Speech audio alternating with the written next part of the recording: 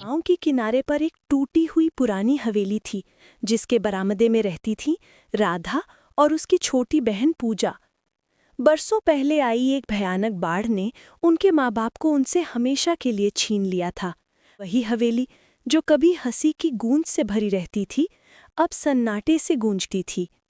राधा उम्र में बड़ी थी, समझदार, सख्त, लेकिन अंदर से टूटी हुई। पूजा अभी सिर्फ 17 साल की थी, भोली, मासूम और उम्मीद से भरी हुई।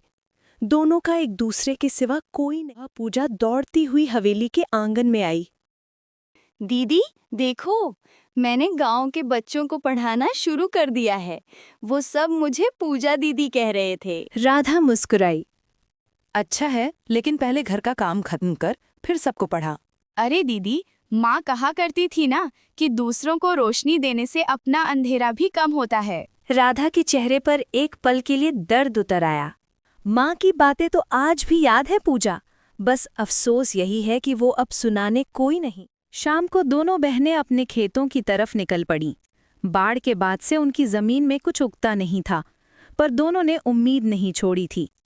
राधा ने मिट्टी को हाथ में लेकर कहा, ये वही मिट्टी है जिसमें माँ ने हमारे पांवों के निशान दबाए थे। इसे यूं ही नहीं छोड़ सकती। दीदी, अगर हम साथ हैं तो मिट्टी भी साथ देगी। लेकिन गांव में सबके मन एक जैसे नहीं थे। राधा और पूजा की जमीन पर नजर थी हरीराम काका की, जो कभी उनके पिता का जिगरी दोस्त था, पर अब लालच के अंधेपन में डूब चुका था। एक दिन हरीराम काका अपने बेटे मोहन के साथ हवेली पहुंचे। बेटी राधा, तुम्हारे पिताजी के जाने के बाद ये जमीन बेकार पड़ी है। अगर चाहो तो हमारे नाम कर दो, बदले में तुम्हें कुछ पैसे दे दूंगा। राधा की आंखों में क्रोध भर आया। काका, ये जमीन हमारे माँ बाप की निशानी है। हम भूखे रह लेंगे पर इसे नहीं बेचेंगे। दुनिया पेट से चलती है, यादों से नहीं बेटी। जब पेट खाली होगा तब समझोगी। राधा ने कुछ नहीं कहा। पूजा का चेहरा उतर गया। वो समझ नहीं पा रही थी कि अपनों के चेहरे इतने बदले क्यों लग रहे हैं। रात को दोनों बहनें मिट्टी के चूल्हे के पास बैठी थीं। दीदी, ये तो हमारी जमीन है ना? राधा ने पूजा के सिर पर हाथ रखकर कहा, अपनापन रिश्ते नहीं बनाता पूजा, साथ निभाना बनाता है। जो साथ नहीं निभाए वो अपना नहीं। उस रात हवा कुछ ज्यादा तेज थी। बाहर बारिश शुरू हो चुकी थी। आकाश गरज रहा था, जैसे किसी दर्द में तड़प रहा हो। अगले दिन जब दोनों बहनें खेत देखने गईं तो देखा उनके खेत के बीचों बीच लकड़ी का बोर्ड गड़ा हुआ था, जिस पर लिखा था, ये जमीन हरीराम की है। पूजा डर गई। दीदी, ये तो हमारी जमीन है ना? हाँ, और रहेगी भी। अब ये मामला पंचायत तक जाएगा।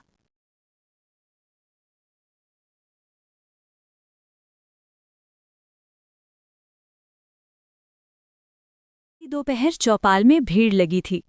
राधा ने सबके सामने बोला, सरपंच जी, ये जमीन मेरे पिता की थी, लेकिन हरिराम काका फर्जी कागज बनवाकर इसे अपने नाम करवाना चाहते हैं। हरिराम गुस्से से बोला, झूठ, मेरे पास सबूत हैं। सरपंच ने कहा, दोनों पक्ष कल सबूत लेकर आना, पंचायत फैसला करेगी। को पूजा चुप थी।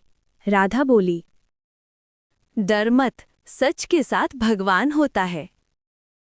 दीदी, अगर हमें जमीन नहीं मिली तो हम फिर से शुरू करेंगे, लेकिन झुकेंगे नहीं। सुबह पंचायत में सब लोग इकट्ठे हुए। हरीराम ने कागज दिखाए, लेकिन राधा ने एक पुराना लिफाफा निकाला। उसमें उसके पिता की लिखावट थी, ये खेत मेरी बेटियों राधा और पूजा के नाम रहेगा। गांव में सन्नाटा छा गया। सरपंच ने फैसला सुनाया, ये जमीन राधा और पूजा की है। हरिराम जी, आपने धोखा किया है, अब गांव से माफी मांगो।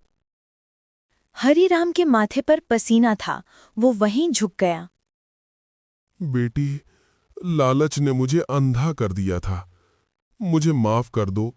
राधा की आंखों से आंसू बह निकले, पर उसने कहा, माफ करती हूँ काका, क्योंकि अगर मैं नफरत रखूं तो मेरे माँ बाप की आत्मा को दुख होगा। पूजा ने धीरे से कहा, दीदी, माँ कहा करती थी, जो माफ करता है वही असली विजेता होता है। हरीराम ने हाथ जोड़कर कहा, अब मैं तुम्हारे खेत में काम करूंगा, बिना किसी लालच के। राधा ने मुस्कुराकर कहा। काका, अब ये खेत हमारा नहीं, हम सबका होगा। बीतते गए, खेत में फिर से हरियाली लौट आई।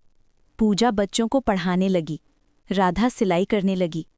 हवेली में फिर से हंसी लौट आई, वही छोटी सी मुस्कान जो कभी उनकी माँ के चेहरे पर थी, अब पूजा और राधा के चेहरे पर चमक रही थी। और गांव वाले जब भी राधा पूजा को खेत में देखते, कहते, देखो, जिनके पास बस विश्वास था, उन्होंने सब कुछ जीत लिया।